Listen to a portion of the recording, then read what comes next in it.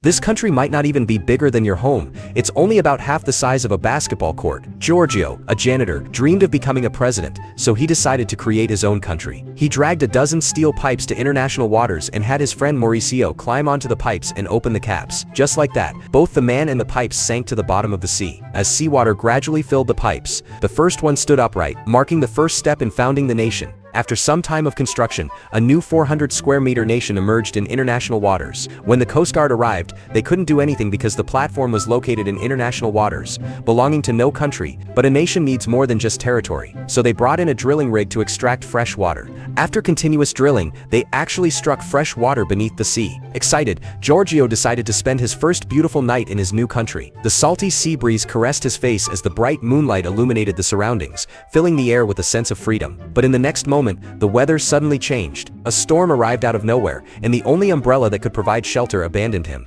After a huge wave, a man appeared on the island. He had been drifting at sea for months. Upon learning that the man was a welder, Giorgio immediately invited him to become the first citizen of the new country. Together, they built a house on the island, which soon attracted a second citizen, Ricky, a top-tier gigolo with no nationality. After Ricky arrived, he gave the country a romantic name, the Republic of Rose Island. He then used his exceptional social skills to promote the island. The island became an internet sensation and a hotspot for vacationers. Soon they welcomed their third citizen, Anna, who was pregnant but had no idea who the father was. To avoid gossip, she took on the role of bartender on the island. Before long, Giorgio not only recovered the cost of building the nation but also made a handsome profit. Even his ex-girlfriend came to visit, and Giorgio proudly showed her his country. However, his ex-girlfriend wasn't impressed. "This isn't a real country," she scoffed. "At best, it's just a large gathering spot." Giorgio looked at the dancing crowd and fell into deep thought.